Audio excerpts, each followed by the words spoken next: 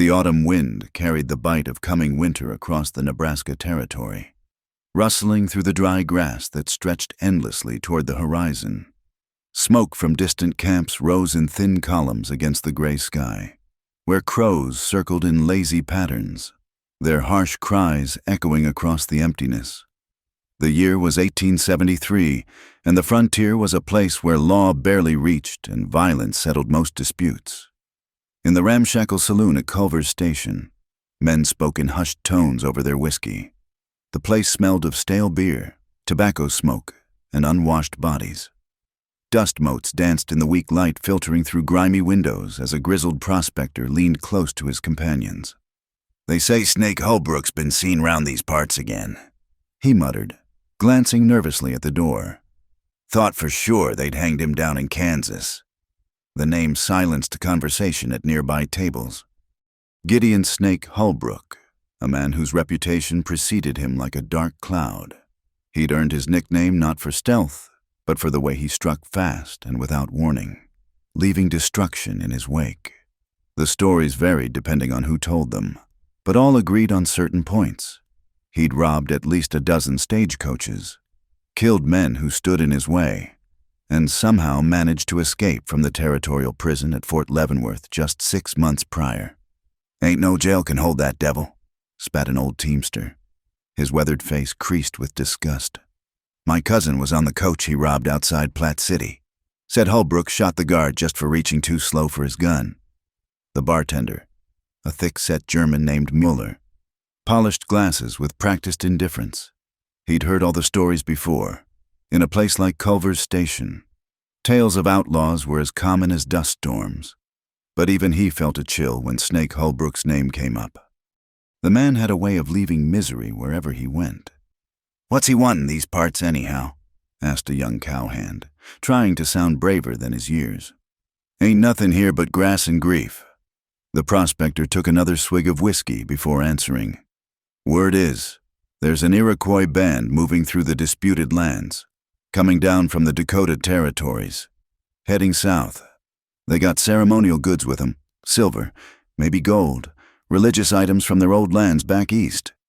This news stirred interest around the room.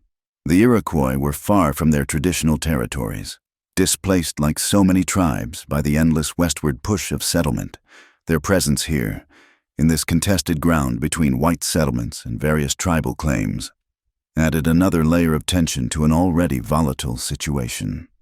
"Iroquois got no business this far west," grumbled a buffalo hunter, his coat still reeking of his trade. "This is Pawnee and Cheyenne country when it ain't crawling with settlers." Muller finally spoke up, his accent thick but his words clear. "Everyone's got business trying to survive. The Iroquois, they just trying to find their way, same as rest of us. But survival on the frontier often came at someone else's expense. The delicate balance between different groups, white settlers, various native tribes, Mexican traders coming up from the south, and the mixed blood communities that didn't quite fit anywhere, could shatter with a single violent act. And if Snake Holbrook had his sights set on that Iroquois band, blood would surely follow. 20 miles north, in a grove of cottonwoods along a dry creek bed, Gideon Holbrook sat cleaning his Colt .45.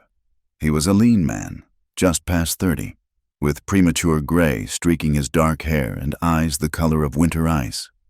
His face bore the marks of a hard life, a scar across his left cheek from a knife fight in Dodge City, another along his jaw from a bullet that came too close. His hands, steady despite the cold, moved with practiced efficiency as he worked oil into the gun's mechanism. His horse, a hardy Mustang stolen from a ranch in Wyoming, grazed nearby. The animal's ears swiveled constantly, alert for danger, in the outlaw life. Paranoia was a survival skill. Holbrook had indeed heard about the Iroquois band. Information was currency on the frontier, and he'd paid well for this particular piece of news. A group of Eastern Indians, far from home and any protecting fort, carrying valuable trade goods through disputed territory. It was an opportunity too good to pass up. He'd need to move fast, though.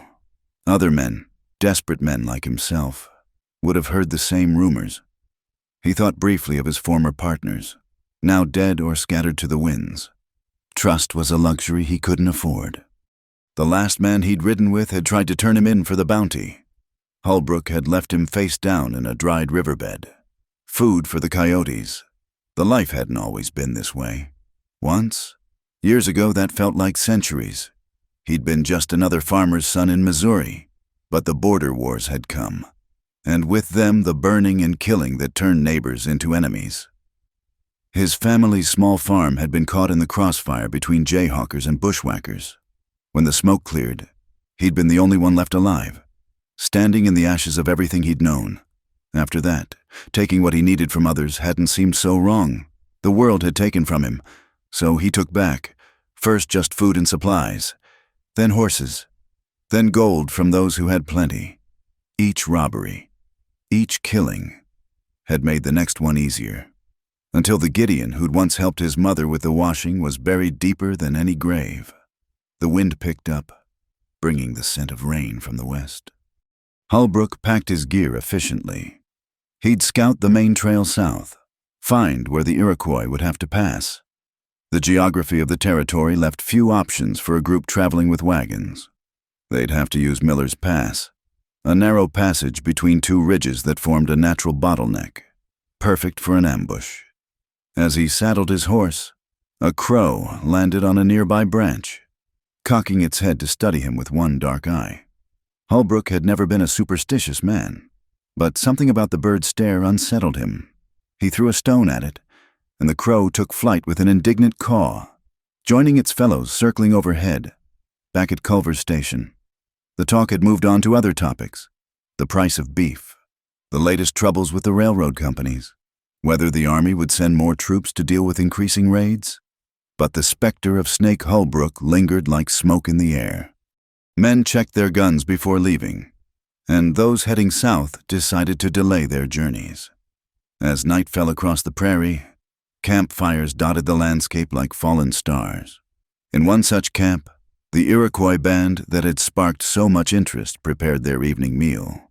They were a small group, maybe 30 souls, including children, led by an aging chief named Joseph Tallfeather. They'd come west not by choice, but by necessity, forced from their lands in New York by legal manipulations and broken treaties. Among them moved a young woman, her face hidden beneath a ceremonial veil that marked her as the keeper of sacred items. She carried herself with quiet dignity, tending to the elderly and checking on the children. None in the camp knew that, within days, their path would cross with that of the territory's most feared outlaw, and that both their destinies would be forever changed by that meeting. The prairie wind continued its restless journey, carrying with it the mingled scents of sage and coming rain, the distant howl of wolves, and the promise of violence that hung over the frontier like a curse waiting to be spoken. The morning mist clung to Miller's Pass like a shroud, turning the narrow canyon into a ghostly corridor. Gideon Holbrook had been waiting since before dawn, positioned behind a cluster of weathered boulders that commanded a clear view of the trail below. His horse stood hidden in a thicket of juniper 50 yards back, trained to stay quiet. The placement was perfect. The trail squeezed between two steep ridges here, barely wide enough for a wagon to pass. The rocky walls rose 30 feet on either side, streaked with red clay and spotted with stubborn sage that somehow found purchase in the cracks. Any traveler coming through would be funneled into this natural trap, with nowhere to run if trouble arose. Holbrook had done this before, many times. The waiting was always the hardest part, not from impatience, but from the thoughts that crept in during the quiet hours. He pushed them aside, focusing instead on the practical matters at hand. Check the rifle, count the ammunition, watch for movement. The sun climbed higher, burning away the mist and revealing the harsh beauty of the landscape. A red-tailed hawk circled overhead, riding the thermals that rose from the warming rocks. Somewhere in the distance, a coyote yipped, answered by another. Then he heard it, the creak of wagon wheels and the soft murmur of voices carried on the still air. Holbrook eased his rifle into position, steadying it against the rock. His breathing slowed, became measured. This was the moment when Gideon the farm boy fully disappeared. replaced by Snake the Outlaw.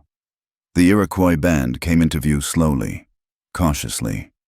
They moved like people who understood danger, with outriders scanning the ridges and the main group staying close together. Holbrook counted 2 wagons, several people on horseback, and maybe a dozen on foot. His eyes searched for signs of wealth, silver ornaments, quality horses, anything that would make this risk worthwhile.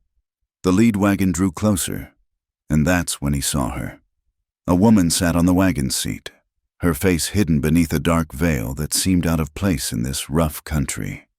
The fabric looked heavy, ceremonial, decorated with intricate beadwork that caught the morning light. She held herself with uncommon grace, back straight despite what must have been days of hard travel. Something about her presence commanded attention. Even the other Iroquois seemed to give her a certain deference, touching their foreheads when they passed near her wagon. Holbrook's instincts sharpened. In his experience, such respect was usually reserved for those carrying something valuable. He let the first riders pass, waiting until the wagons were fully in the kill zone. Then he stood, rifle aimed, and his voice cracked like a whip across the morning air. "Hold right there! Nobody move!" The effect was immediate. Horses reared. People cried out in alarm, and several men reached for weapons before freezing as they spotted him on the high ground. Holbrook had chosen his position well. They were sitting ducks, and everyone knew it. "Rifles down! Slow and easy!" he commanded. "Anyone tries to be a hero, I start shooting, and in this canyon, I won't miss." An older man, clearly a leader by his bearing, raised his hands and spoke in accented but clear English. "We are peaceful travelers. We have no quarrel with you."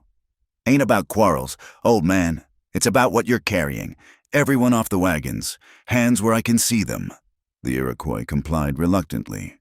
Men helped women and children down, keeping their movements deliberate and non-threatening.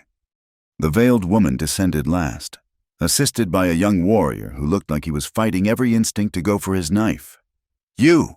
Holbrook pointed his rifle at her. "What's under that cloth? What are you hiding?" She stood perfectly still, saying nothing. The veil obscured her features completely, but something in her posture spoke of defiance rather than fear. "I said, what are you hiding?" He started making his way down the slope, keeping his rifle trained on the group. Loose rocks scattered under his boots, raising small clouds of dust. The old leader stepped forward slightly. "She is our medicine keeper. The veil is sacred. Please, take what goods you want, but do not dishonor." "I'll decide what I take." Holbrook cut him off. He was close now, close enough to see the fine beadwork on the woman's clothing, the silver clasps at her shoulders, close enough to notice she wore a heavy bundle strapped across her back, wrapped in decorated leather. That bundle. "Put it down. Slow." She moved then, carefully removing the pack and setting it on the ground. Her hands, Holbrook noticed, were steady, no trembling. That was unusual. Most people shook when staring down a gun barrel. Now the veil. "Take it off." A murmur ran through the Iroquois group. The young warrior took a half-step forward before the old man's sharp gesture stopped him. "Please," the leader tried again. "It is not permitted. She has taken sacred vows. I don't give a damn about your vows." Holbrook was close enough now to reach out. "If she won't remove it, I will." For a long moment, nobody moved. The morning had grown hot, and sweat trickled down Holbrook's back. A buzzard had joined the hawk in the sky above, circling with patient interest. Then the woman spoke, her voice low but clear. "I will do it." Her English was less accented than the old man's, each word carefully pronounced. She raised her hands slowly to the veil's edges, and Holbrook found himself holding his breath without knowing why. The fabric fell away, and time seemed to pause. She was younger than he'd expected, perhaps 25 summers, but it wasn't her youth that made him step back involuntarily. It was her eyes, amber-colored, like a wolf's, holding his gaze without flinching. An old scar ran from her left temple down to her jaw, a pale line against bronze skin. Rather than marring her appearance, it gave her face a fierce beauty, like a weapon that was both functional and finely crafted. But more than her appearance, it was the way she looked at him. Not with fear or pleading, as he'd seen so many times before. Not even with hatred, though that would have been understandable. She looked at him as if she could see straight through to every dark corner of his soul, and found him pitiful. Holbrook had faced down desperate men, had stared into the eyes of those he was about to kill, and felt nothing. But this woman's steady gaze made him feel exposed, as if he were the one who'd been stripped of covering. He forced himself to look away, focusing on the bundle on the ground. "Open it." She knelt gracefully, unknotting the leather cords with practiced movements. Inside were smaller wrapped packages, and she opened these too, revealing their contents to the morning sun. No gold, no silver beyond a few modest ornaments. Instead, there were dried plants bundled with cord, small wooden carvings polished smooth with age, pouches of what looked like colored earth or crushed herbs, medicine bundles, sacred items that would fetch nothing from any fence Holbrook knew. "This is all?" His voice came out rougher than intended. "My father is dying," she said simply, still kneeling by the opened bundle. "I carry medicines that might save him. Nothing more." The old leader added, "We are not wealthy people. We carry only what we need to survive. And these sacred items for our ceremonies. You have risked much for little gain. Outlaw." Holbrook felt the situation slipping away from him. He'd expected treasure, resistance, something to justify what he was doing. Instead, he found himself pointing a gun at people carrying medicine to save a dying man. The woman continued to watch him with those amber eyes, and he had the unsettling feeling she could see the farm boy he'd once been, buried under years of violence. "Your horses," he said finally. "I'll take 2 of your best horses." It was a retreat, and everyone knew it. The horses were valuable, yes, but nothing compared to what he'd hoped to find.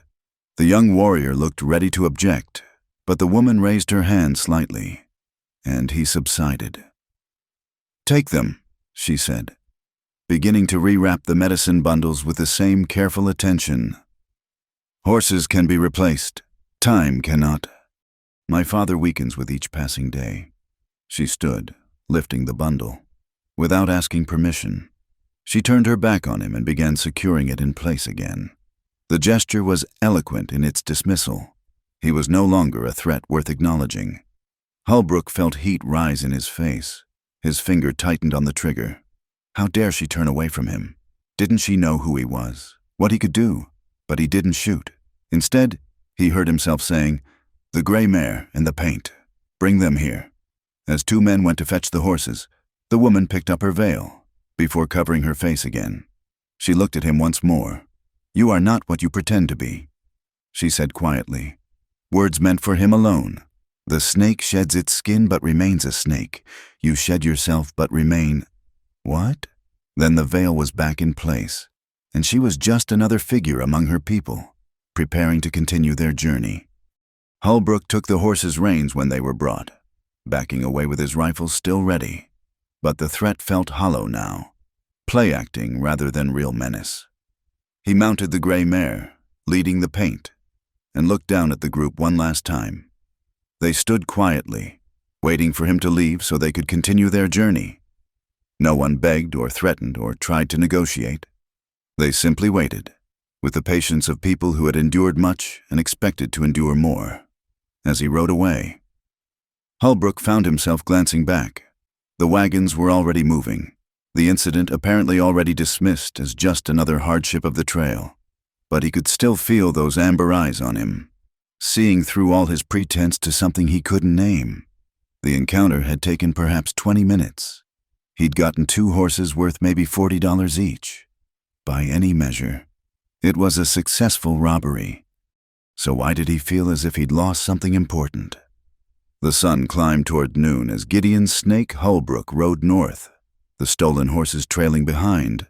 But for the first time in years, he found himself thinking not about his next robbery or where to hide, but about amber eyes and a quietly spoken question. You shed yourself, but remain what? The stolen horses proved poor company for a troubled mind. Holbrook made camp that night in a grove of cottonwoods, but sleep wouldn't come. Every time he closed his eyes, he saw amber ones staring back, asking questions he couldn't answer. The paint horse whinnied softly in the darkness, as if missing its former owners. By morning, he'd made a decision that surprised even himself. He'd follow the Iroquois band, though he couldn't say why. Perhaps to prove to himself that the woman's words meant nothing. Perhaps to take something more substantial. Salvage his reputation from what felt increasingly like a failed robbery. Or perhaps for reasons he didn't care to examine too closely. Tracking them wasn't difficult. A group that size, moving with wagons, left clear signs.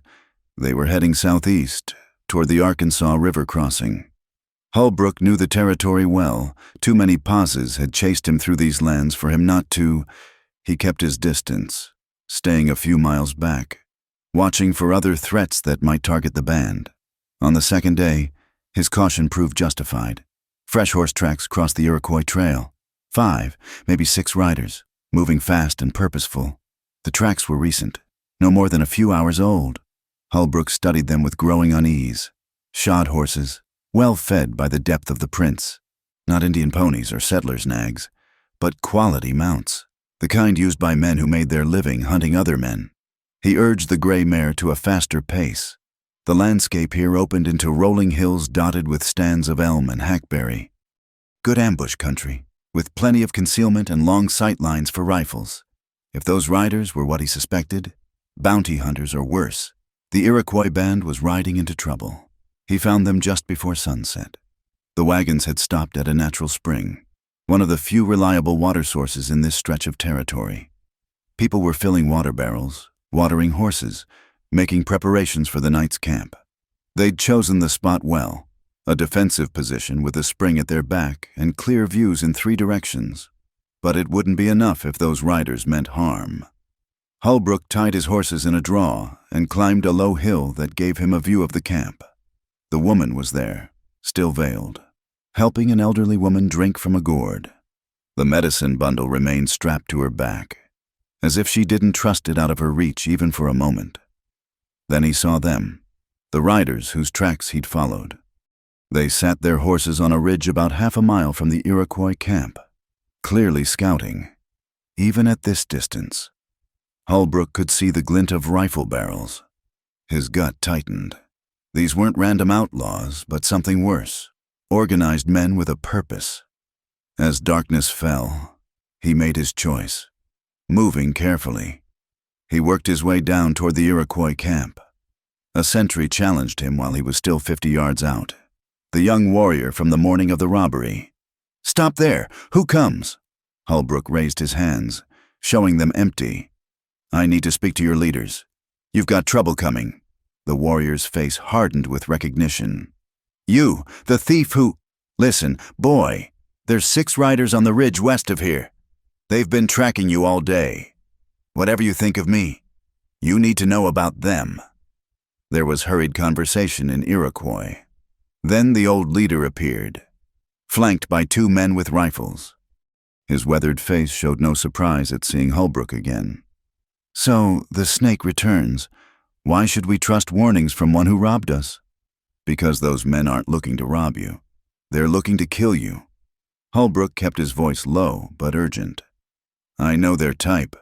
Probably hired by someone who wants your land up north. Or maybe they just enjoy hunting Indians for sport.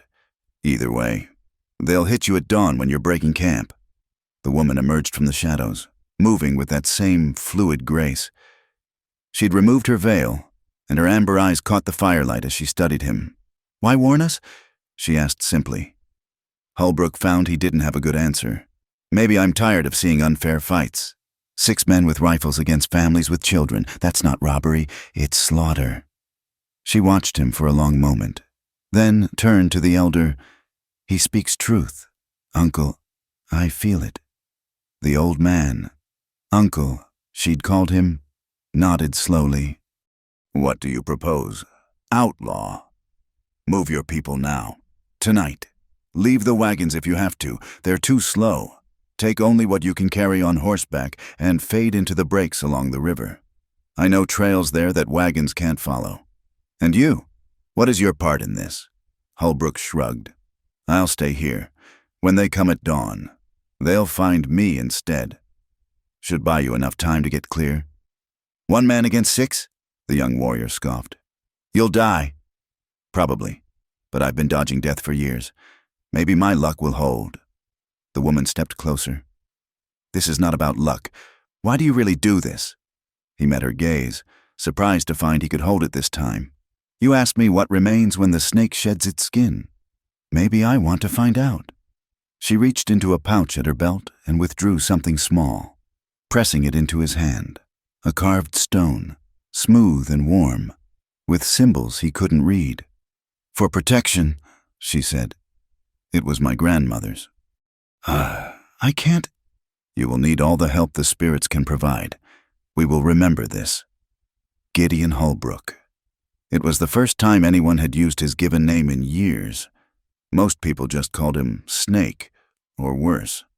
Hearing it from her lips made him feel strangely exposed, as if she'd peeled back another layer of the hardness he'd wrapped around himself.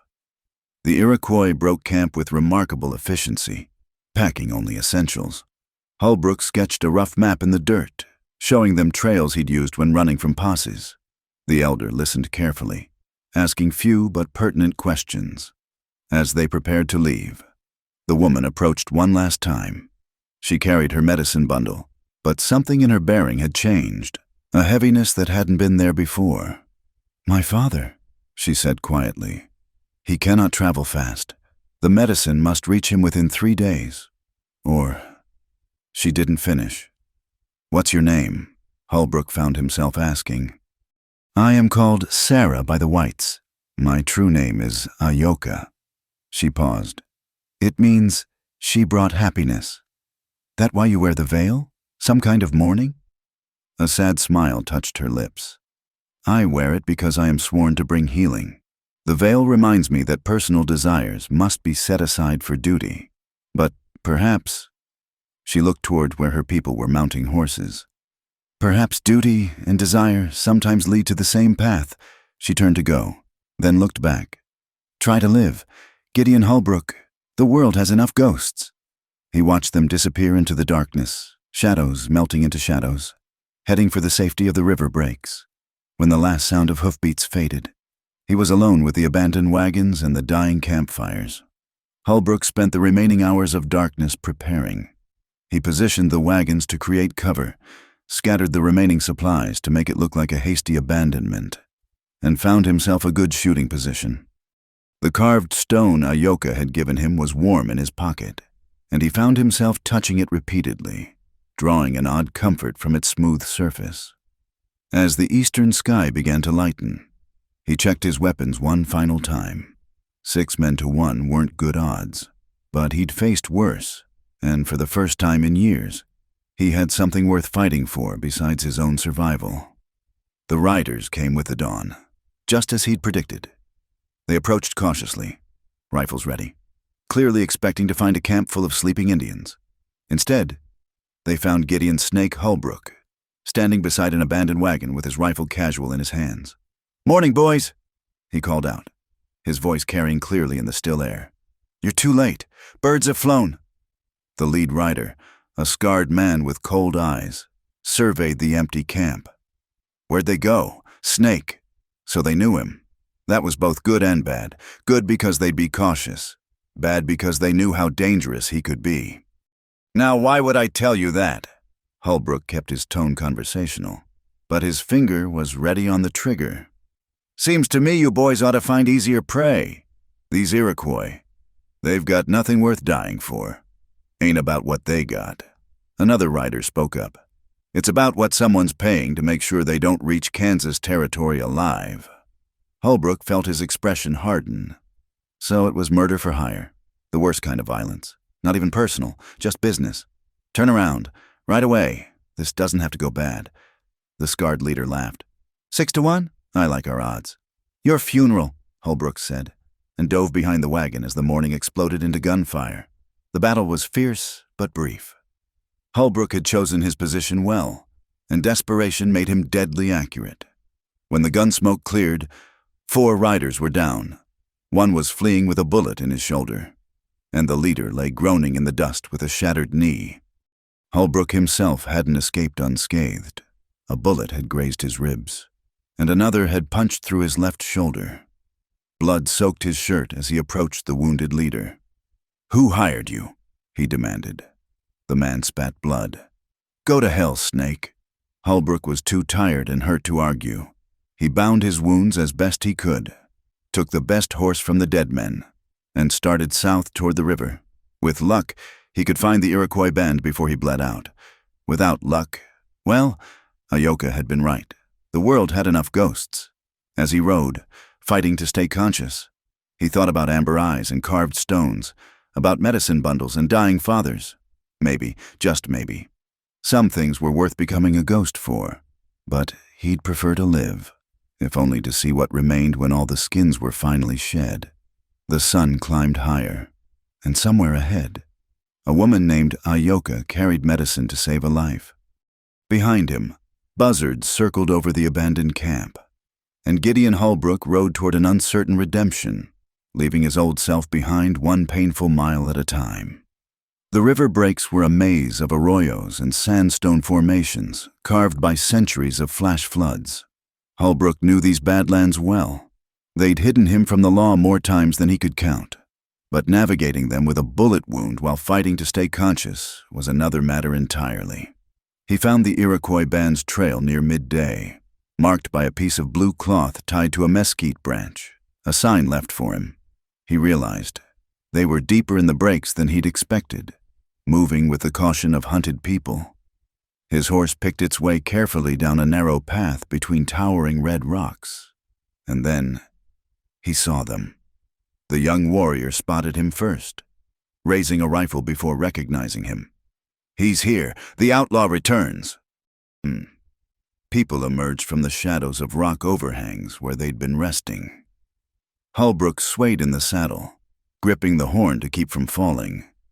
His shirt was soaked with blood, and the world had taken on a strange, dreamlike quality.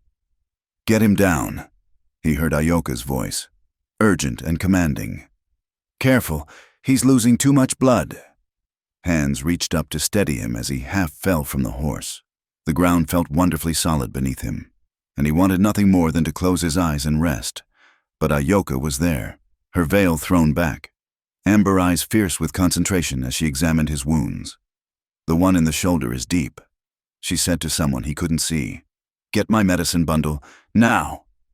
The elder, Uncle Joseph, Holbrook remembered now, knelt beside them. "The men who followed us. Dead, most of them." Holbrook's voice came out as a rasp. "One got away, wounded. He won't be troubling you. You did this for us," the old man said quietly. "Why?" Holbrook wanted to answer, but Ayoka was doing something to his shoulder that sent fire through his entire arm. He bit back a cry, tasting blood where he'd bitten his tongue. "Be still," she ordered. "The bullet is lodged against bone. This will hurt." It did, but through the pain, he was aware of her hands. Steady, sure, surprisingly gentle despite the necessary violence of removing the bullet. She worked with the focused intensity of someone who'd done this before, many times. "You have medical training," he gasped between waves of pain. "My mother was a healer. She taught me the old ways and some of the new." Ayoka didn't look up from her work. "I studied at the mission school before." She trailed off, concentrating on packing the wound with something that smelled of herbs and burned like whiskey. When she finally finished, Holbrook felt wrung out but strangely clear-headed. The shoulder throbbed in time with his heartbeat, but the bleeding had stopped. Ayoka sat back on her heels, wiping sweat from her forehead with the back of her hand, leaving a small streak of his blood across her skin. "You'll live," she announced. "If infection doesn't set in. If you rest. If you don't do anything stupid." That's a lot of ifs. "Yes." She began repacking her supplies with the same careful attention she'd shown that morning at Miller's Pass. "But you strike me as a man who beats the odds." Uncle Joseph had been conferring quietly with other members of the band. Now he returned, his weathered face grave. "We cannot stay here. If one escaped, as you say, He might bring others. I can travel, Holbrook said, trying to sit up. The world spun alarmingly, and he found himself supported by Ayoka's surprisingly strong hands. You cannot, she said flatly. Not on horseback. Uncle, we could make a travois— No. Holbrook shook his head, immediately regretting it as nausea rose. That'll slow you down. Leave me here with water and ammunition. I'll follow when I can. And if the wounded man returns with friends, you can barely sit up, let alone fight. Ayoka's voice held an edge he hadn't heard before. You saved our lives. We don't abandon our debts. The argument might have continued, but a child's cry interrupted them. A woman hurried over, carrying a boy of perhaps 3 years who was clearly burning with fever. She spoke rapidly in Iroquois, gesturing between the child and Ayoka's medicine bundle. Ayoka's face went still. She looked at her bundle, then at the horizon southward where her father waited, then at the sick child. The internal struggle was visible in every line of her body. Use the willow bark, Uncle Joseph suggested quietly. Save the stronger medicine for— No. Ayoka was already reaching for her bundle. I know what this fever is. Without the proper medicine, he won't last the night. She withdrew a small leather pouch, one Holbrook recognized from that morning's forced inspection. This is what's needed. But your father would not want a child to die so that he might live. Her hands were steady as she prepared the medicine, but Holbrook saw the cost of the decision in her eyes. He raised me to be a healer first, a daughter second. As she worked to save the child, Holbrook found himself watching her with new understanding. The veil wasn't just about religious vows or ceremonial duty. It was armor, a way to distance herself from the personal cost of every choice, every life saved or lost. The band couldn't wait for the child's fever to break. They fashioned a travois despite Holbrook's protests, and the strange procession continued deeper into the breaks. He drifted in and out of consciousness, aware of the sun's movement across the sky, the creak of leather, the soft voices speaking in languages he didn't understand. When he woke fully, it was night. They'd made camp in a box canyon with only one entrance, defensible, with a small spring trickling from the rocks. Someone had propped him against a saddle near a small fire. His shoulder was freshly bandaged, and a blanket covered him. Ayoka sat nearby, grinding something with a mortar and pestle. She'd removed her heavy outer garments and worked in a simple dress, her hair braided back from her face. In the firelight, the scar along her jaw was more visible, and Holbrook found himself wondering about its story. The child? He asked. She looked up, a small smile softening her features. The fever broke an hour ago. He'll recover. And your father? The smile faded. We're still 2 days from the settlement where he waits. Perhaps.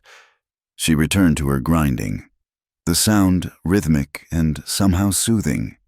You could ride ahead, Holbrook suggested. Take a fast horse, leave the band to follow. I could. She didn't look up. But there are others here who need healing. And you're not out of danger yet. A healer doesn't choose which lives matter more. Even when one of those lives is your father's? Especially then. She set aside the mortar and moved to check his bandages. If I choose based on personal feeling, I'm no longer a healer, just a woman playing favorites with life and death. Her hands were gentle as she examined the wound.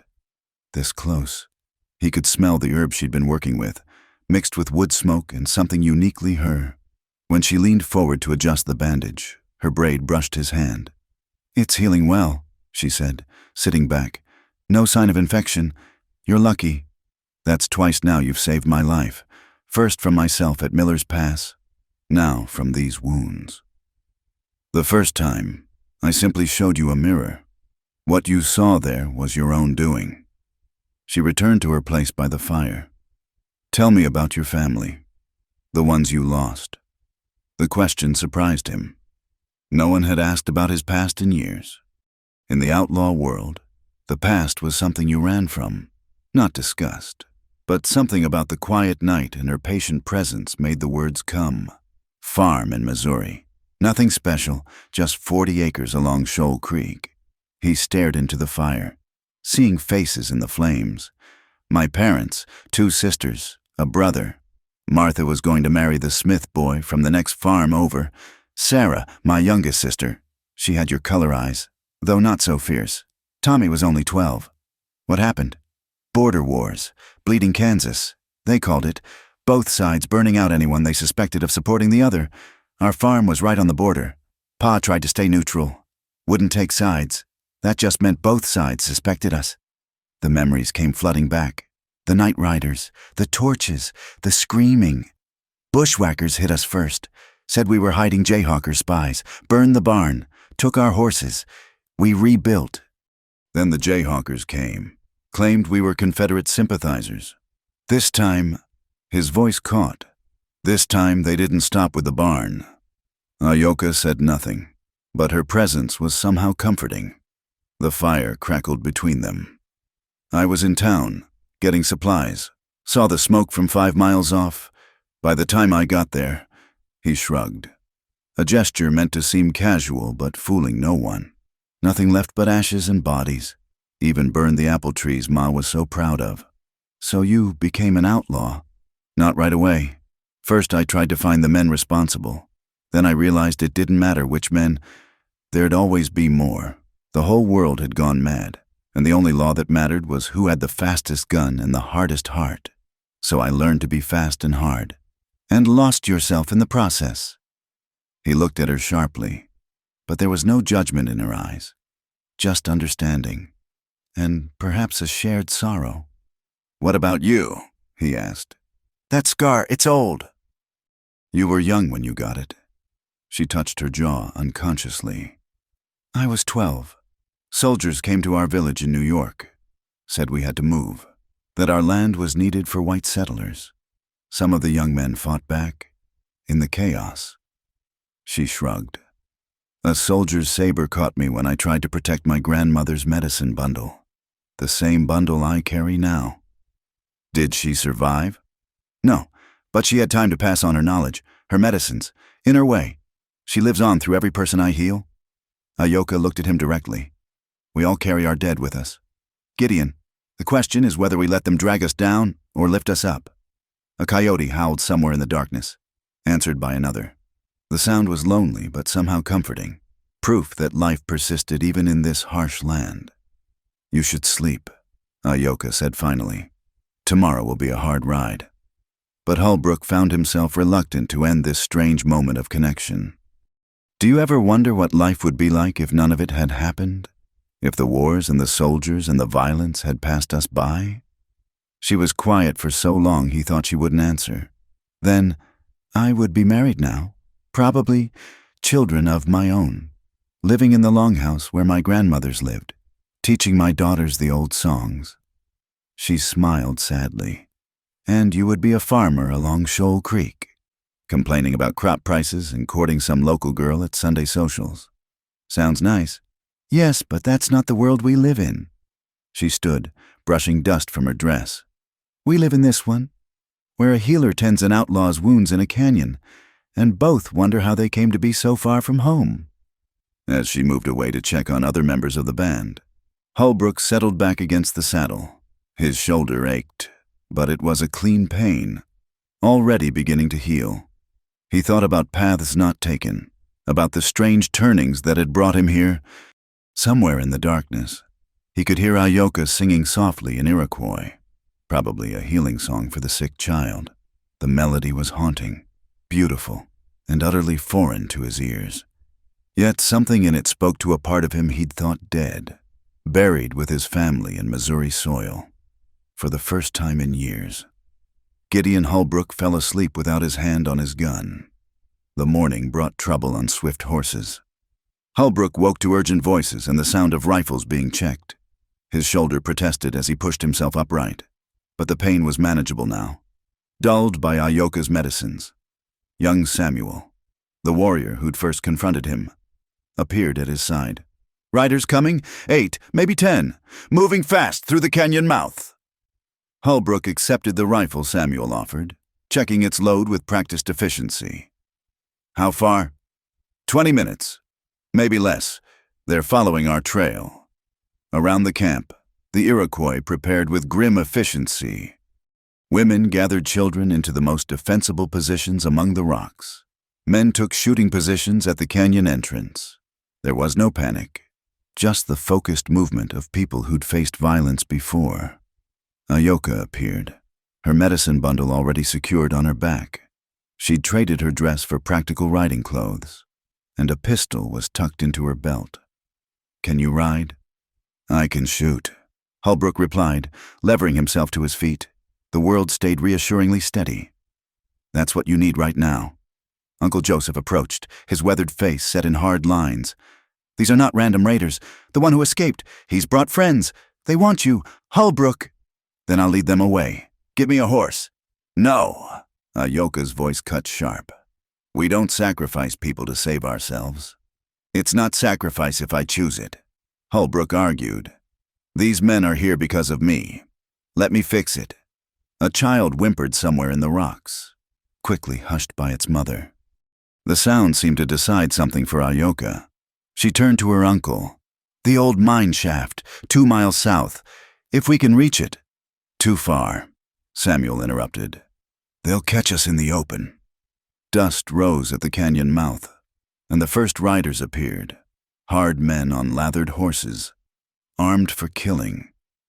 Holbrook recognized the type, manhunters, the kind who made their living bringing in bounties dead or alive. Usually dead was easier. The lead rider, a giant of a man with a black beard, called out, "Gideon Holbrook, we know you're in there. Come out, and these Indians go free." "Like hell," someone muttered near Holbrook. He stepped forward, making himself visible. "Jake Thornton. Should have known you'd be sniffing around for the bounty." Thornton grinned, showing gold teeth. $5,000. "Snake. That's what you're worth now." "Course. That's assuming we take you in breathing. Dead's only 3,000. But honestly, that might be easier all around." "Since when do you care about easy?" "Since you killed 4 of Bill Haversham's boys yesterday. He's mighty upset about that. Fact is, he's so upset he's offering a bonus. $1,000 for anyone traveling with you." The threat was clear. Holbrook felt the tension ratchet higher among the Iroquois defenders. These weren't just hunters after him anymore. They were threatening the entire band. "Counteroffer," Holbrook called back. "You ride away now, and I don't put a bullet through that pretty gold smile of yours." Thornton laughed. "You always were a card. Snake, but the odds ain't in your favor this time. 10 of us, and what, maybe 6 fighters among these redskins? Plus women and children to protect? Nah, you're gonna come quiet like, or we're going to have ourselves a massacre." Ayoka stepped up beside Holbrook, close enough that he could feel the controlled fury radiating from her. "You threaten children?" she called out, her voice carrying clearly. "What kind of men are you?" "The kind that gets paid, squaw." One of Thornton's men sneered. The slur hung in the air like a physical thing. Holbrook saw Ayoka's hand move toward her pistol, and he caught her wrist gently. "Not yet," he murmured. "Let me try something." He raised his voice again. "Thornton, what if I told you there's bigger money to be had?" "I'm listening." "The men I killed yesterday, they were hired guns, working for someone back east. Someone who wanted this band dead before they could file land claims in Kansas territory. You bring me in, you get 5,000, but find out who hired those men, and you're looking at someone with real money. Eastern Railroad money, maybe." He could see Thornton thinking it over. Greed warred with certainty on the big man's face. Nice story, snake, but a bird in the hand, as they say. The morning exploded into chaos. One of Thornton's men, younger and more nervous than the rest, had been edging his horse forward. A rock, dislodged from above, clattered down the canyon wall. The young manhunter, already wound tight, swung his rifle up and fired at the movement. The shot echoed off the canyon walls, followed immediately by return fire from the Iroquois positions. In seconds, the careful standoff devolved into a running battle. "Find cover!" Holbrook shoved Ayoka behind a boulder as bullets whined overhead. He brought his rifle up, sighting on Thornton, but the big man had already spurred his horse back out of easy range. The canyon became a cauldron of noise and smoke.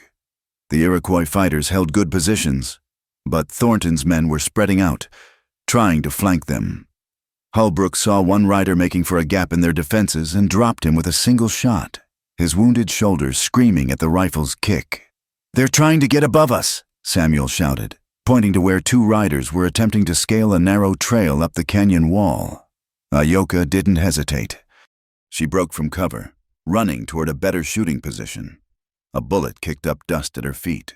Another tugged at her sleeve, but she made it to a cluster of rocks and opened fire with her pistol. Her shots were careful, measured, and deadly accurate. One of the climbing riders tumbled from his horse, but more were coming. Thornton had pulled back just out of rifle range and was organizing his men for a coordinated assault. Holbrook could see it developing. They'd rush from multiple directions at once, accepting casualties to overwhelm the defenders. "We need to move," he said to Uncle Joseph, who'd taken position nearby. "They're going to rush us." The old man's face was grim. "Where can we go? They have us pinned." That's when Holbrook remembered something, a detail from his outlaw days, when he'd used these canyons to evade pursuit. The mine shaft Iroquois mentioned. It's not 2 miles south. It's closer, maybe half a mile, through that crack in the western wall. That's barely wide enough for a horse. Exactly. We go on foot, single file. They can't follow mounted. And in that narrow space, one man with a rifle could hold off an army. Uncle Joseph made the decision quickly. Orders flew in Iroquois. The band began to move. Children first, then women, then the wounded. The fighters would form a rear guard. "Go," Holbrook told Iroquois as she reloaded her pistol. "Get your people through. You're one of my people now," she replied, then shocked him by pressing a quick kiss to his cheek. "Try not to die. Gideon." She was gone before he could respond, leading a group of children into the narrow crack. Holbrook touched his cheek, then shook his head and returned to the business of staying alive. The retreat was a fighting nightmare. Thornton's men realized what was happening and pressed hard. The rear guard, Holbrook, Samuel, and 2 other warriors, gave ground grudgingly, making the manhunters pay for every foot. Samuel took a bullet in the thigh but kept fighting. One of the other warriors fell with a chest wound, and Holbrook dragged him into the crack before returning to the fight. His shoulder felt like it was on fire, and he could feel fresh blood soaking through the bandages. Then they were in the crack itself, barely 5 feet wide with the walls that rose 30 feet on either side. Here, Thornton's advantage in numbers meant nothing. One man could hold this passage against a dozen. "Go," Holbrook told Samuel.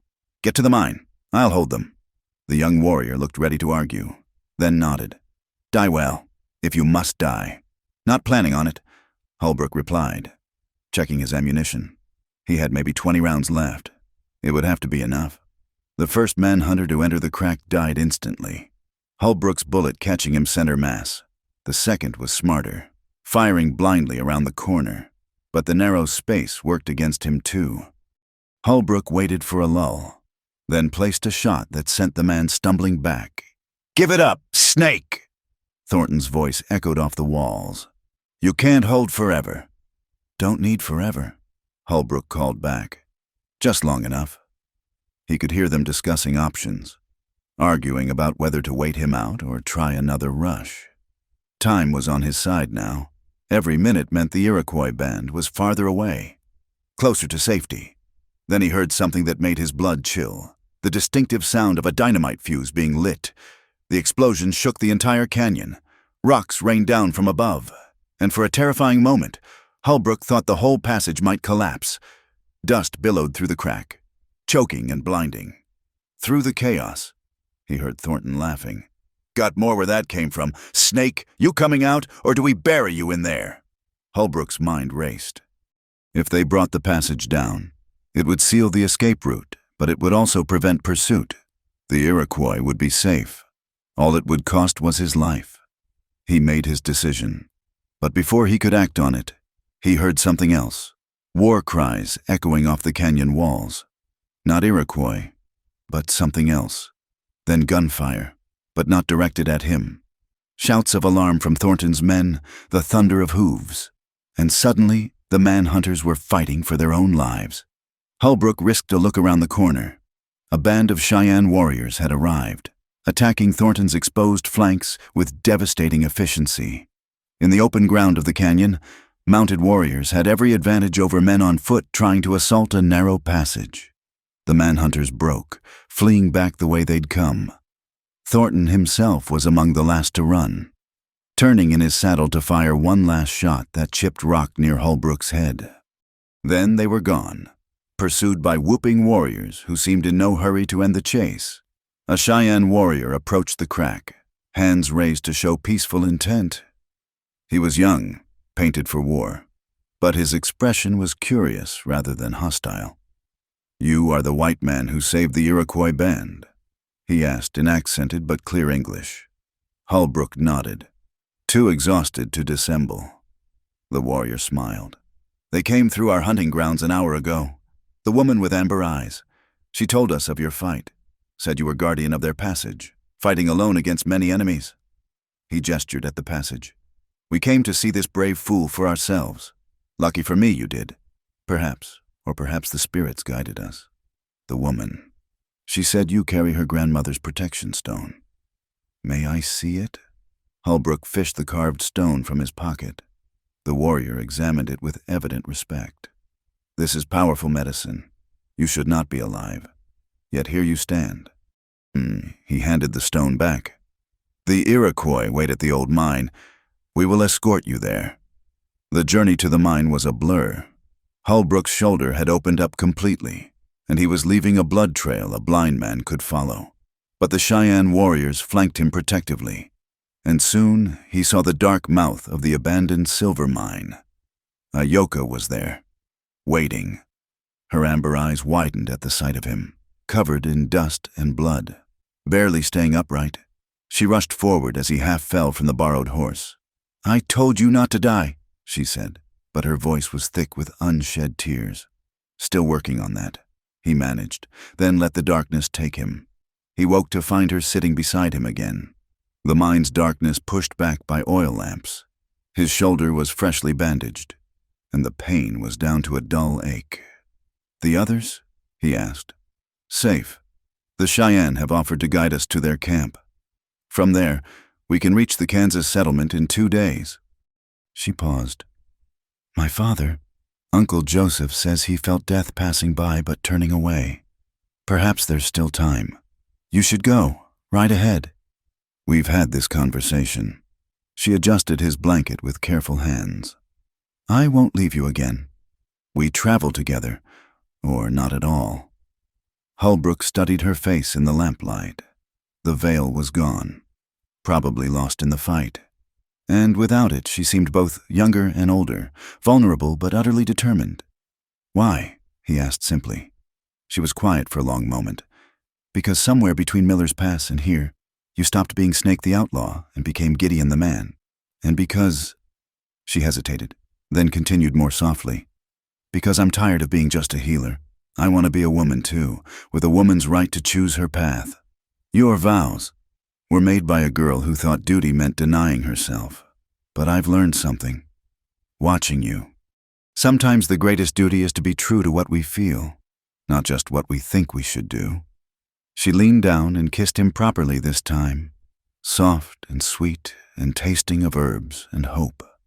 When she pulled back, her amber eyes were bright with possibilities.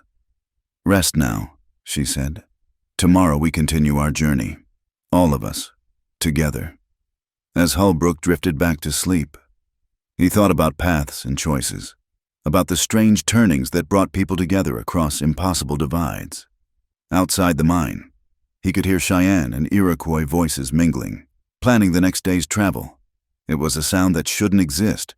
Different tribes, different languages, brought together by shared humanity in a harsh land. Maybe that's what remained when all the skins were shed. Not the snake, not the outlaw, not even the farmer's son from Missouri. Just a man who'd chosen to stand between danger and innocence, and in doing so, had found his way back to himself. The protection stone was warm in his pocket, and somewhere in the darkness, Ayoka sang softly in Iroquois. Tomorrow would bring its own challenges. The race to save her father. The question of what came after. The problem of a wanted man trying to build a new life. But for tonight, Gideon Holbrook was content to heal, to hope, and to believe that redemption might wear amber eyes and carry medicine for more than just the body's wounds. The Cheyenne camp sprawled along the Arkansas River, a collection of painted teepees that glowed golden in the late afternoon sun. Dogs barked and children peered shyly at the strange procession, Iroquois refugees led by a wounded white outlaw and their unveiled medicine woman. It was a sight to stir anyone's curiosity. Red Crow, the war chief who'd led the rescue, dismounted gracefully and spoke with Uncle Joseph. Despite the language barrier, respect flowed between the two leaders, translated through gestures and a young mixed-blood interpreter. "They offer us food and rest," Uncle Joseph reported to his people. "But they also bring news. The Kansas settlement is in turmoil. White settlers and various tribes dispute the boundaries. It may not be safe to continue." Ayoka stood close to Holbrook, who leaned heavily on a makeshift crutch. The ride had taken its toll, and fresh blood spotted his bandages. "We have no choice," she said firmly. "My father waits. If the settlement is dangerous, we'll face that when we arrive."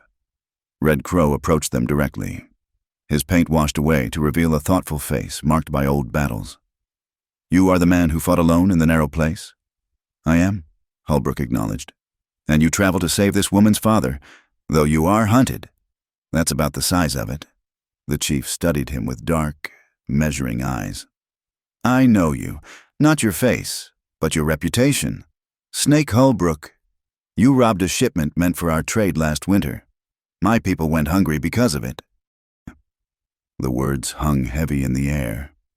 Holbrook felt Ayoka tense beside him, but he met Red Crow's gaze steadily. "I did. I won't lie about it or make excuses. I've done many things I'm not proud of. Yet now you risk your life for these people you tried to rob. The spirits work in strange ways." Red Crow was quiet for a moment. "There is a saying among my people. A man is not his worst day or his best day, but all his days together. What do your days add up to? Snake Holbrook?" "I'm still counting," Holbrook replied honestly, "hoping the ledger might balance before I'm done." This earned him a slight smile. An honest answer. "Very well. You may rest here tonight, but tomorrow—" He paused significantly. "Tomorrow you must decide your path. The Iroquois can continue to the settlement with our protection. But you, the land between here and there crawls with bounty hunters. Your presence endangers them." "He goes where I go," Ayoka interjected, her voice brooking no argument. Red Crow's expression softened slightly as he looked at her. "Ah, it is like that. Then—" He said something in Cheyenne that made nearby warriors chuckle knowingly.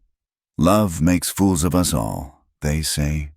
But sometimes foolishness is its own wisdom." That evening, as the camp settled into the rhythms of night, Holbrook found himself sitting by the river, watching the water flow endlessly southward. His shoulder throbbed despite Ayoka's medicines, and he knew Red Crow was right. Every mile closer to civilization increased the danger, not just to him, but to everyone around him. "Brooding doesn't suit you," Ayoka said, appearing beside him with the silent grace he'd come to expect. She'd changed into clothing borrowed from the Cheyenne women, and the doe-skin dress made her look like something from another world, or perhaps from the world as it should have been. "Just thinking," he replied, "about leaving us." It wasn't a question. He sighed. "Would that be so wrong? You heard Red Crow? My presence puts everyone at risk. Your father, my father would spit on medicine brought by my tears." She interrupted. "If I arrive to save him but lose you in the process, what have I gained?" "His life, that's no small thing." She sat beside him, close enough that he could feel her warmth in the cooling air. "Do you know the story of how I got this scar?" She touched her jaw lightly. "You said soldiers, when they forced your village to move. That's what I tell people. It's easier than the truth." She picked up a river stone, smooth and perfect, turning it in her fingers. "I got it trying to save my sister." She was 2 years younger, beautiful, full of laughter. When the soldiers came, one of them noticed her. Holbrook's jaw tightened, understanding where this was going. I tried to stop him, put myself between them. He had been drinking, was angry at being resisted by a young Indian girl. His saber was meant to kill, but I moved at the last second. She traced the scar's path. My sister did not live well after that day. She took her own life the following winter, unable to bear what had been done. Iroquois, I'm sorry. I tell you this not for sympathy, but for understanding. I failed to save her. For years, I thought if I saved enough others, it might balance the scales. But scales don't work that way, do they? We cannot heal the past by denying the future. She turned to face him fully, amber eyes intense in the fading light. You think leaving will protect me? I have been protected before. I've been saved and sheltered and had choices made for me by men who thought they knew best. No more. If you leave, it will be because you choose to go, not to protect me. I am not a child or a treasure to be guarded. I am a woman who has chosen her path. Holbrook reached out, catching her hand. The river stone fell forgotten as their fingers intertwined. What if your path leads to sorrow? What if they catch up to us? Kill me. Maybe you too. Then we face that together, but I think... She smiled slightly. I think a man who survived Thornton's gang and earned the respect of Red Crow might surprise people yet.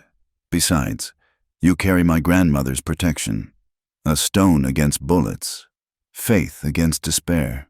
Sometimes that's stronger. They sat in companionable silence, watching the stars emerge one by one. The camp sounds drifted to them. Drums, singing, children laughing. Life continuing despite all hardships. There's something else, Holbrook said eventually.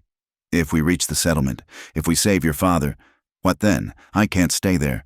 Someone will recognize me. Try to collect the bounty. And your people need their healer. My people need many things. Perhaps they also need someone who understands both worlds, white and Indian. Someone who can speak for them, negotiate, protect their interests. She squeezed his hand. And perhaps such a person would need a partner who knows the white man's ways, even if he learned them from the wrong side of the law. You're talking about changing everything. Your whole life, your traditions. Traditions evolve or they die. My grandmother knew this. It's why she learned English, why she sent my mother to the mission school. Not to abandon our ways, but to survive in a changing world. She stood, pulling him up with surprising strength. Come, Uncle Joseph wants to speak with us. They found the elder in Red Crow's teepee, sharing a pipe with the Cheyenne chief. The two old warriors had found common ground despite their different peoples, united by shared experiences of loss and survival. Sit, Uncle Joseph commanded.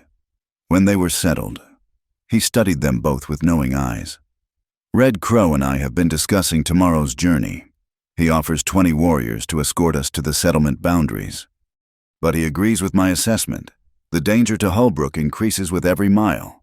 Uncle, Iroquois began, but he raised a hand. Peace, niece. I'm not suggesting we abandon him. But perhaps... He paused, choosing words carefully. Perhaps it's time for Gideon Holbrook to die. The statement hung in the smoky air. Red Crow nodded approvingly, while Holbrook frowned in confusion. I don't follow, he admitted. Names have power, Uncle Joseph explained. Snake Holbrook is wanted for many crimes, but what of Gideon Freeman? A mixed-blood traitor married into our band. Such a man might travel unmolested, especially with proper adjustments. Understanding dawned. You're suggesting I become someone else, take a new identity. More than that, Red Crow added. My people know ways to change a man's appearance. Scars can be added, hair altered, skin darkened by sun and herbs. With different clothes, different manner. Riding with the Iroquois is one of them. It might work, Holbrook said slowly. But if I'm discovered, it brings even more danger to your people.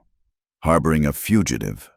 You saved our lives, Uncle Joseph said firmly. That creates obligations that go beyond white man's law. Among our people, you have earned a place if you choose to claim it. Ayoka was smiling now, hope brightening her features. It could work. People see what they expect to see. A lone white outlaw. They look for that. A man traveling with his Indian wife's family? Invisible. Wife? Holbrook's voice cracked slightly on the word. If we're creating new truths, why not create one worth living? Ayoka's tone was light, but her eyes were serious. Unless the idea displeases you? He thought of all the reasons to say no, the danger, the deception, the complete abandonment of his old life. Then he thought of amber eyes and protection stones, of children saved from fever and warriors who'd earned his respect, of a possible future that seemed impossible just days ago. Freeman, he said, testing the name. Gideon Freeman. It has a nice sound. Red Crow laughed, a rich sound that filled the teepee. The spirits enjoy a good jest. The snake sheds his skin one final time and becomes a free man. There's poetry in that. The rest of the evening was spent in preparation.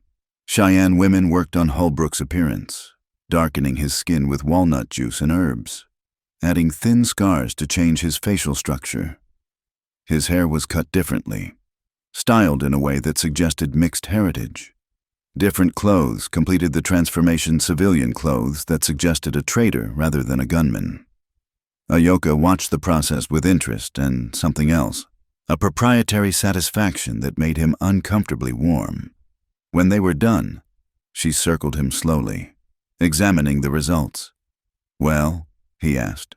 You'll do, she said, but her smile said more. Though we'll need to work on your mannerisms.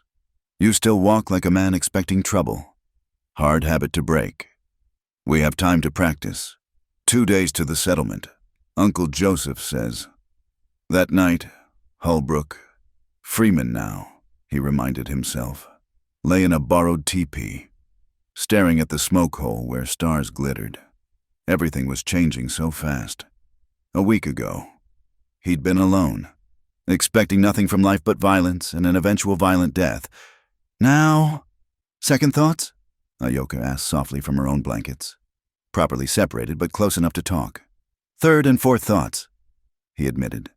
But no regrets. That's new for me. Good. Now sleep. Tomorrow we begin the final part of our journey. But sleep was elusive. His shoulder ached, reminding him of debts paid and prices yet to be determined. Somewhere out there, Thornton and his surviving men nursed their wounds and hatred. The bounty on Snake Holbrook wouldn't disappear just because he had. Yet when he finally drifted off, his dreams weren't of pursuit and gunfire, but of amber eyes and a future where Gideon Freeman might build something worth protecting. The protection stone was warm against his chest, and for the first time in memory, he slept without reaching for his gun. Dawn would bring new challenges. The dangerous journey to the settlement, the race to save Ayoka's father, the test of his new identity.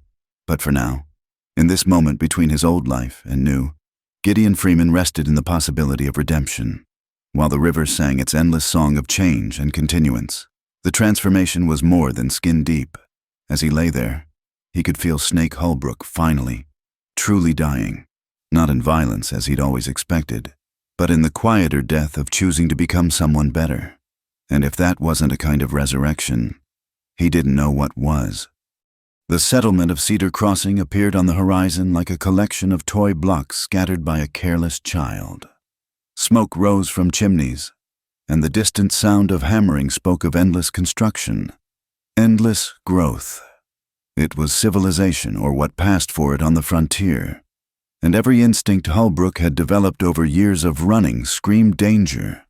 But he wasn't Holbrook anymore. Gideon Freeman rode beside his wife's wagon, back straight, trying to project the easy confidence of a man with nothing to hide.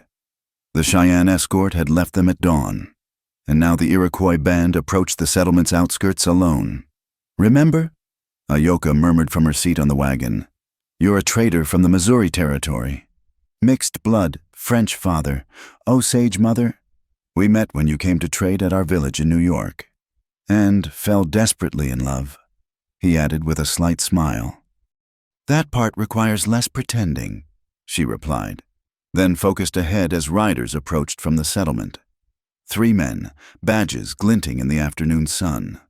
The lead rider, a heavy-set man with suspicious eyes, raised a hand for them to stop. "State your business," he commanded, gaze moving over the group with professional assessment. Uncle Joseph nudged his horse forward. "We are Iroquois, come from the Eastern Territories. We have papers from the Indian Agency, permitting travel and settlement." The lawman examined the papers with painful thoroughness, while his companions kept hands near their weapons. Gideon felt sweat trickle down his back, but forced himself to remain calm, even bored. This was the first test of his new identity. "Says here you're heading for the reservation land south of here," the lawman noted. "This ain't the usual route. We seek a healer in your settlement first." Uncle Joseph explained. "My brother lies ill. His daughter," he gestured to Ayoka, "carries medicine that may save him." The lawman's attention shifted to Ayoka, then to Gideon. "And you are—" "Gideon Freeman," he answered, pitching his voice slightly different than his usual tone. "Married into the band. I do some trading, interpretation when needed." "Freeman?" The lawman studied him closely. "You look familiar, boy. We met before?" Gideon's heart hammered, but he managed an easy shrug. "Doubt it. First time this far west. Usually work the Missouri trade routes?" The man didn't look convinced, but finally handed back the papers. "Well, keep your people in line. We've had trouble lately. Renegade whites stirring up the tribes raiding settlements. Everybody's jumpy." "We want no trouble," Uncle Joseph assured him. "Only to help my brother, resupply, and continue our journey." The lawman nodded grudgingly. "The Indian camp is on the east side of town. You can trade at Morrison's store, he's fair enough. But I want you gone within 2 days, understand?" They agreed, and the lawmen rode off, but not before the leader gave Gideon one more long look. As soon as they were out of earshot, Ayoka let out a breath she'd been holding. "He suspects something," she said quietly. "Maybe, or maybe he just doesn't like Indians or mixed bloods." Gideon touched the protection stone through his shirt, drawing comfort from its presence. "Where's your father?" "The mission, most likely. They have a small hospital there." The settlement was larger than Gideon had expected, with a main street of permanent buildings and sprawling tent camps on the outskirts. The divide between white and Indian areas was clear but not absolute. He saw mixed families, traders of various backgrounds, the fluid boundaries of a frontier town. They made camp in the designated area, and Ayoka immediately prepared to visit the mission. Gideon wanted to accompany her, but Uncle Joseph counseled caution. "Let her go first alone," the elder advised. "You're too memorable, even with your new appearance. Better to stay invisible until we know the situation." It went against every protective instinct, but Gideon recognized the wisdom. He watched Ayoka disappear into the maze of buildings, medicine bundle on her back, and tried not to think about all the things that could go wrong. The hours crawled by. He helped set up camp, tended horses, did all the mundane tasks that might be expected of a trader traveling with his wife's people. Several other bands were camped nearby. Kiowa, Arapaho, even some displaced Cherokee. The conversation around the fires was multilingual and worried. "Bad times coming," an old Kiowa woman told him when he helped her carry water. "The whites want all the land now. No more treaties, no more promises, just take, take, take." As sunset approached with no word from Ayoka, Gideon's anxiety peaked. He was about to ignore Uncle Joseph's advice and go searching when young Samuel appeared, breathing hard from running. "Trouble," he gasped. "Men at the mission? They have Ayoka." Gideon was moving before the words fully registered, but Uncle Joseph caught his arm. "Wait. Who has her?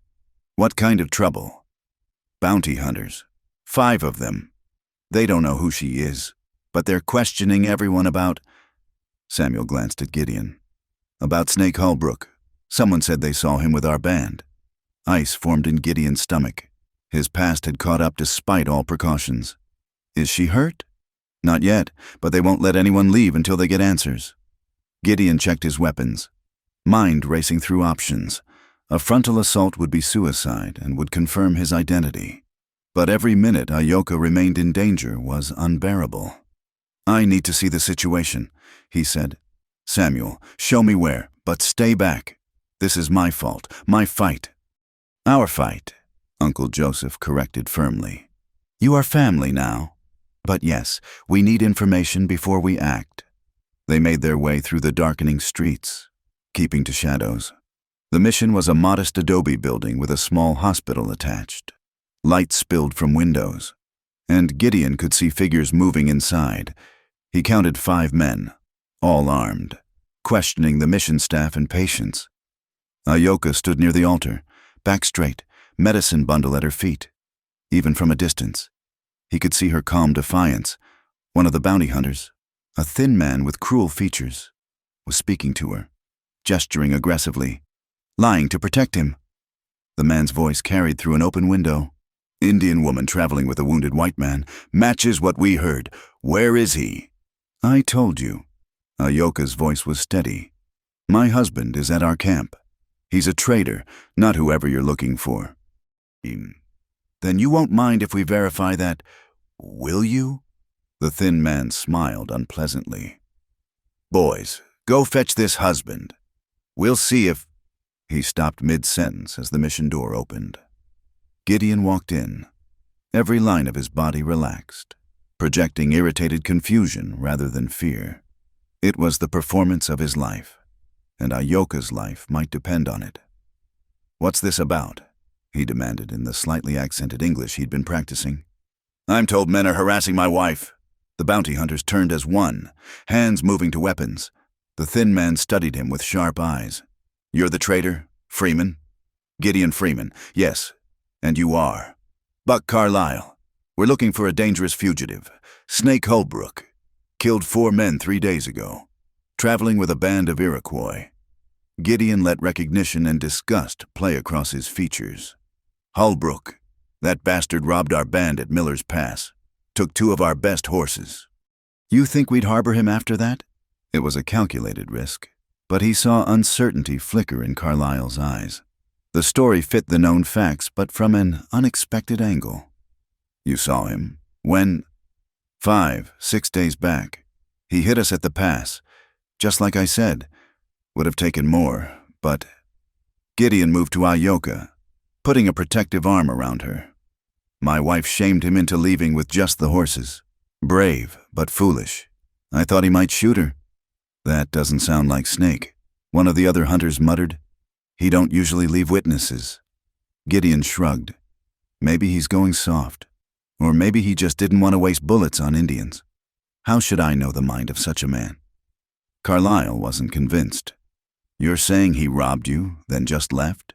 Didn't travel with you? Travel with us? Gideon injected outrage into his voice. After what he did, I'd have shot him myself if I'd seen him again. Cost me good profit. Those horses. Then how do you explain reports of a wounded white man with your band? What wounded man? Gideon spread his hands. We traveled with Cheyenne scouts for protection. Maybe someone saw them and got confused. You know how unreliable witnesses can be. The padre, who'd been silent until now, spoke up with quiet authority. These people came here seeking help for a dying man. The woman has been trying to save her father, not harboring fugitives. This is a house of God. Senor Carlyle, please show respect. Carlyle looked between them all, clearly frustrated. The story held together, but he sensed something wrong. His predator's instincts were sound, just focused on the wrong prey. Show me your arms, he commanded Gideon suddenly. My arms? Holbrook has distinctive scars. Knife fight in Dodge City left marks on both forearms. Show me. Gideon's mind raced. He did have those scars, and no amount of disguise could hide them. But before he could respond, Ayoka stepped forward. How dare you? Her voice cracked like a whip. My husband is not some criminal to be inspected like livestock. We came here in peace, seeking help for my father, and you treat us like this. Ma'am, I'm just... You're just harassing innocent people because you're too incompetent to find the actual criminal. She moved past him to gather her medicine bundle. My father is dying while you waste time. Come, husband. We'll find help elsewhere. It was a masterful performance, redirecting attention from Gideon to herself, using righteous anger to cow the hunters. But Carlyle wasn't so easily deterred. Nobody leaves until I see his arms, he said flatly, hand moving to his gun. The mission grew deadly quiet. Gideon calculated odds, distances, angles of fire. 5 men, all alert now. Even if he was fast enough, and he probably was, innocents would die in the crossfire. The padre, patients in the hospital, maybe Ayoka. Very well, he said quietly, beginning to roll up his sleeves. But when you see you're wrong, I expect an apology. His hands moved slowly, buying seconds to think. The scars would betray him instantly. But as his forearms were revealed, Ayoka gasped and swayed, her medicine bundle spilling across the floor. The fever, she cried, clutching at a pew for support. It's taking him too, the same fever that killed the Jackson child. Perfect. Gideon caught her as she collapsed, noting how she managed to knock over a lamp in the process. Oil spread across the wooden floor, flames following instantly. In the sudden chaos of fire and shouting, nobody was looking at his arms anymore. Fire! Everyone out! The padre rushed for water while patients scrambled for exits. Gideon scooped up Ayoka and her scattered medicines, pushing through the confusion toward the door. Carlyle shouted orders, torn between pursuit and the spreading flames. By the time he chose pursuit, Gideon and Ayoka had vanished into the maze of streets. They didn't stop running until they reached the Iroquois camp. Uncle Joseph was waiting with horses already saddled. Go, he commanded. Both of you, now. But your brother, Ayoka protested. Samuel already took the medicine to him. My brother is strong. He'll survive another day. You two will not if you remain. Carlyle won't give up easily. It was true. They could already hear shouting from the direction of the mission. See torches gathering. The fire had been controlled. And now the hunt would begin in earnest. Where? Gideon asked, lifting Ayoka onto his horse before mounting behind her. South. Uncle Joseph pressed a wrapped bundle into his hands. Supplies. Gideon realized.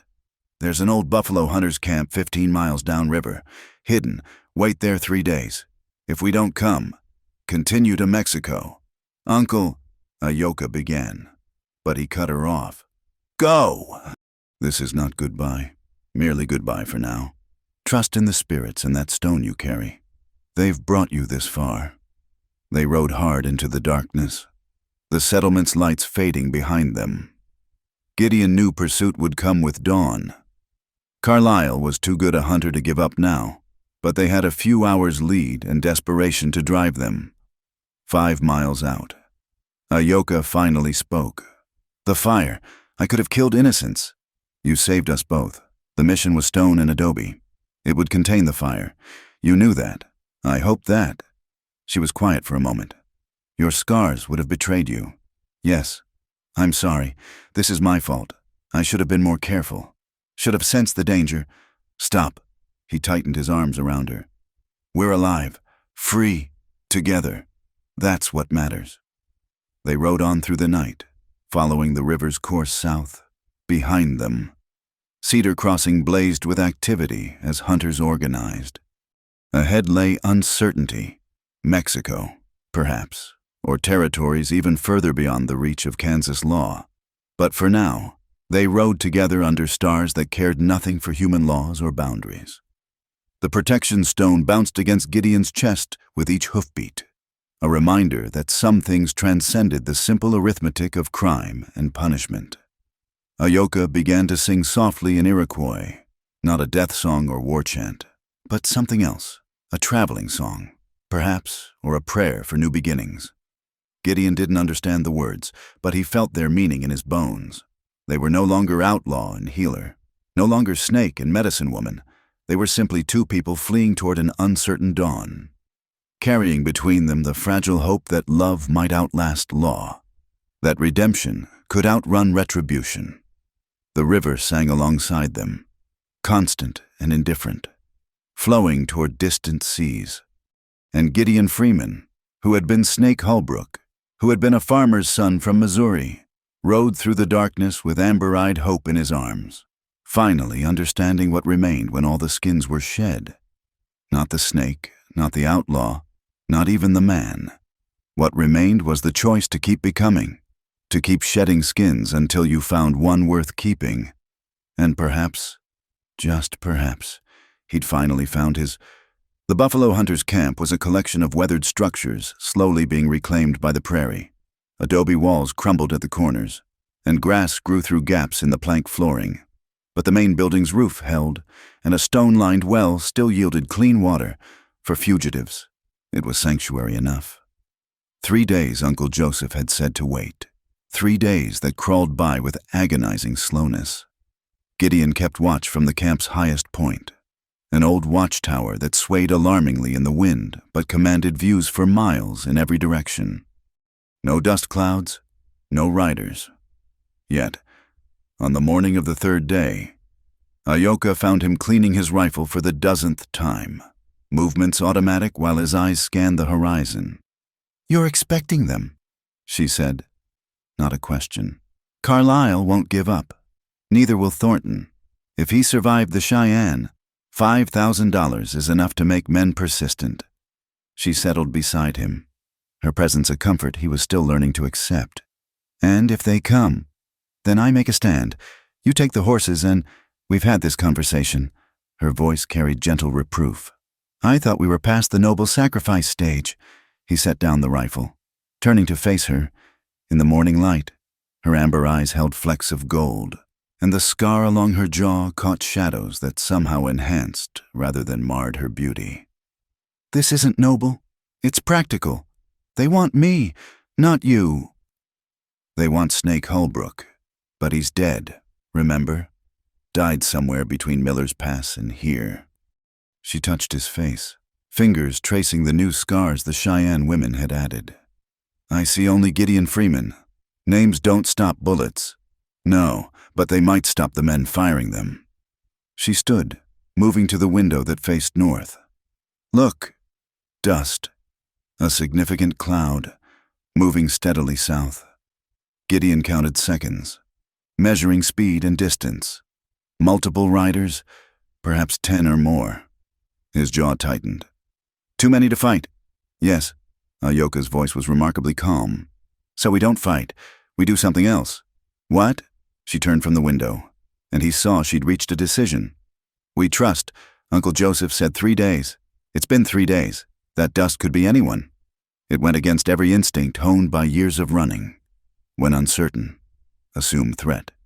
When outnumbered, flee.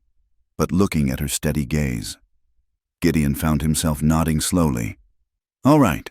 We wait, but we wait ready." They prepared as best they could. Weapons loaded and positioned. Horses saddled for quick escape if needed. Then they waited as the dust cloud resolved into individual riders, as those riders became visible figures, as those figures. "Uncle." Iroquois breathed, tension flowing from her shoulders. It was indeed Uncle Joseph, accompanied by Samuel and several warriors. But they weren't alone. Behind them rode a mixed group. Some Iroquois, some Cheyenne, and surprisingly, 2 white men in town clothes. Gideon kept his rifle ready but lowered. Trust, but verify. The old outlaw habits died hard. Uncle Joseph dismounted stiffly, his weathered face showing both relief and urgency. "Good. You're safe. We must talk quickly." "Is it my father?" Iroquois asked immediately. "Your father lives. The medicine worked, though he remains weak." The elder's expression softened briefly before hardening again. "But other matters press. These men." He gestured to the white riders. "Bring unexpected news." One of the white men stepped forward. He was middle-aged, well-dressed despite the hard ride, with the soft look of an Eastern man. "Mr. Freeman, my name is Theodore Hartwell, attorney at law from Kansas City. I represent certain interests that have bearing on your situation." Gideon's hand tightened on his rifle. Lawyer means law. I've got no business with either. On the contrary, Hartwell reached into his coat, freezing as several weapons swung his way. "Peace, I'm reaching for documents. Nothing more." He withdrew a leather portfolio, extracting papers with official seals. "Are you familiar with the name Marcus Haversham?" "Should I be?" But Gideon's mind was already racing. Haversham, the man who'd hired killers to attack the Iroquois band. Mr. Haversham died 2 days ago, shot by his own men during a dispute over payment for certain unsavory activities. Hartwell's expression suggested distaste. Before dying, he made interesting confessions about hiring men to attack peaceful Iroquois travelers, about land fraud involving reservation territories, about bribing officials to cover his crimes. Ayoka stepped forward. "Why tell us this?" "Because, madam, his confessions implicate others, important others who would prefer this matter buried with Haversham." The lawyer smiled thinly. "They've authorized me to make certain arrangements, to tie up loose ends, as it were." "We're loose ends," Gideon stated flatly. "In a manner of speaking, you, Mr. Freeman, or should I say Mr. Holbrook, are a particularly problematic loose end. A man with your reputation, defending the very Indians Haversham tried to eliminate. That story raises questions better left unasked. So you're here to silence us?" "Quite the opposite." Hartwell produced another document. "I'm here to offer you a new life, complete and legal." The document was a territorial pardon, signed by the governor himself. Gideon read it twice, not believing. Full pardon for all past crimes. Restoration of citizenship rights. All conditional on one thing: silence about the Haversham affair. "This is real?" he asked. "Entirely. My clients have significant influence. They want this matter forgotten. In exchange, Gideon Holbrook's crimes are forgiven. You're free to be Gideon Freeman or any other name you choose. Free to marry, own land, conduct business, free to live without looking over your shoulder." "And if I refuse?" Hartwell's expression hardened. "Then nothing changes. The bounty remains. The hunters continue pursuing. Your companion remains at risk. Is your pride worth that price?" Gideon looked at Ayoka, seeing his own thoughts reflected in her eyes. It was a devil's bargain, justice denied for personal freedom. The men who'd ordered the attack on her people would go unpunished. But my people need living advocates more than dead heroes, she said quietly. And I need a husband who can walk freely in both worlds. The word husband sent warmth through him despite the circumstances. He turned back to Hartwell. "The Iroquois band needs protection, legal recognition of their land claims, safe passage to their chosen territories. That can be arranged.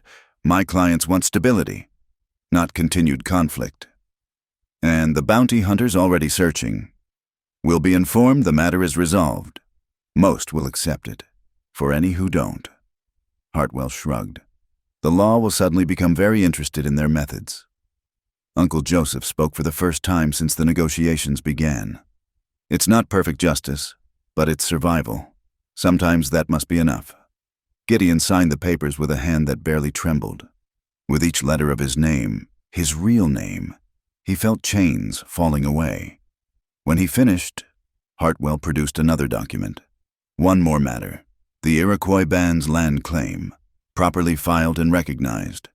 They'll have clear title to their chosen territory. Ayoka made a small sound, hand flying to her mouth. This was more than they dared hope. Her people would have a home, legally protected. "Why?" Gideon asked. "This goes beyond silencing us. My clients are pragmatists. Mr. Freeman, stable Indian communities with legal standing cause fewer problems than displaced bands. It's good business." Hartwell gathered his papers. "I suggest you accompany us back to Cedar Crossing. There are ceremonies to complete. A wedding." "I understand." The ride back was surreal. From fugitive to free man in the span of a signature. Gideon kept expecting betrayal, ambush, some reversal of fortune. But they reached the settlement without incident, and Carlisle's hunters were notably absent. "Called off this morning," Samuel reported with satisfaction. "Rode out cursing but empty-handed. The mission had been repaired." No sign of the fire Iroquois had started. The padre greeted them with knowing eyes but asked no questions. Sometimes, his expression suggested, God worked through mysterious means. Iroquois's father, Joseph Tallfeather, was weak but alert in the mission hospital. His eyes, the same amber shade as his daughter's, studied Gideon with sharp intelligence. So, he said in careful English, you're the man who saved my people. They saved me, sir, in more ways than one. The old chief was quiet for a moment. My daughter says you wish to marry her, properly, in both traditions, if you'll permit it. Permit? A slight smile creased the weathered face. My daughter chose her path when she removed her healing veil for you. I can only recognize what already exists. But answer me this. When the excitement fades, when you're just a trader married to an Indian woman, facing the prejudice that brings, will you regret? Gideon met those amber eyes steadily. I've been many things, sir, most of them wrong. But being with your daughter feels like the first right choice I've made in years. If that brings hardship, so be it. I've faced worse alone than anything I might face with her. The old man nodded slowly. Then you have my blessing. Care for her, and let her care for you. That's all any parent can ask. The wedding took place at sunset, a blend of traditions that would have horrified purists of any culture. The padre officiated the Christian ceremony while Uncle Joseph performed the Iroquois rituals. Gideon wore his new clothes, respectable trader's garb that felt strange but right. Iroquois had found a dress that honored both worlds, traditional beadwork over American cut. When they exchanged vows, she spoke in Iroquois first, then English. Where you go, I follow. Your people become mine, as mine become yours. In hardship and ease, in sorrow and joy, we are one path now. Gideon had prepared formal words, but looking into her amber eyes, he spoke from the heart instead. You saw me when I couldn't see myself. You healed more than wounds. I promise to spend whatever years we have trying to be worthy of that gift. Red Crow attended, bringing horses as a wedding gift. For the new life, he said with a grin. May you ride far together. Even Hartwell stayed for the ceremony, though he looked uncomfortable among the mixed crowd. Before leaving, he pulled Gideon aside. A word of advice, Mr. Freeman. The pardon is real, but memories are long. Stay out of Missouri. Build your life here or further west. And if anyone asks about Haversham, I never heard the name. Gideon assured him. Good man. Oh, and congratulations. Your wife is formidable. As night fell, the celebration continued around fires in the Iroquois camp. Drums and singing. Dancing that Gideon attempted with more enthusiasm than skill. But eventually, he and Iroquois slipped away to their own fire, their own space in the circle of wagons. Regrets? She asked, echoing her father's question. None. You? Only that it took so long to find you. She leaned against him, the fire warming their faces. What now? Husband? The word still sent a thrill through him. Your father needs time to fully heal.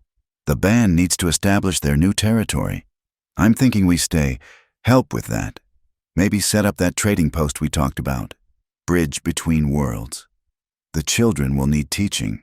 Both languages. Both ways of understanding. Children? He raised an eyebrow. She smiled, mysterious and knowing. Things change. Gideon, we must change with them or be left behind. He pulled her closer, understanding dawning. The protection stone was warm between them, carrying its own secret knowledge. Speaking of change, she said, producing something from her pouch. This belongs to you now. It was a new stone, carved with symbols he was learning to read. Not protection this time, but something else. Partnership, future, hope. The other stone served its purpose. She explained. It brought you through danger to safety. This one is for what comes next, for building rather than running. Gideon held both stones, feeling their different weights and warmths. Then, deliberately, he walked to the fire and dropped the first stone into the coals. It cracked in the heat, releasing whatever power it had held. Snake Hull Brook needed protection, he said. "Gideon Freeman needs partnership." Ayoka kissed him then, long and sweet, tasting of herbs and hope and home. When they parted, her eyes held tears that gleamed like amber in the firelight. "No more veils between us," she whispered. "No more running," he agreed. They sat together as the fire burned low, planning a future neither could have imagined a week ago. Somewhere out there, bounty hunters cursed lost opportunities. Somewhere, powerful men slept easier knowing their secrets were safe. Somewhere, the ghosts of Gideon's family perhaps found peace seeing him choose building over burning. But here, now, there was only a man and woman, bound by choice and chance, facing a future as vast and promising as the prairie sky. The transformation was complete, not just from outlaw to free man, but from isolation to connection, from taking to giving, from surviving to living. When the fire finally died to embers, they rose together, hand in hand, walking toward their new life. Behind them, the ashes held no shape of snake or shadow of the past. Ahead, the stars pointed toward endless possibilities. And Gideon Freeman, who had been so many things, found that being Ayoka's husband was the only identity that truly mattered. In losing himself, he had found everything. In saving others, he had been saved. The prairie wind whispered through the camp, carrying songs in languages old and new. And for the first time in memory, it sounded like welcome, like home, like the future, arriving one heartbeat at a time.